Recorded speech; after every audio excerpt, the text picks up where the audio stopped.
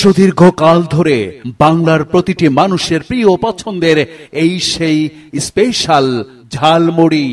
ঝালমুড়ি ঝালমুড়ি আমের আচার আমের আচার বড়ই আচার বড়ই আচার সারা বাংলাদেশের সুপরিচিত জুলগাঁও নতুন সড়কের ইদু ভাইয়ের ১ নম্বর স্পেশাল আমের আচার, বড়ই আচার, তেঁতুলের আচার, ফুচকা, আনারস মাখানো এবং ঝালমুড়ি, যা এখন আপনার এলাকার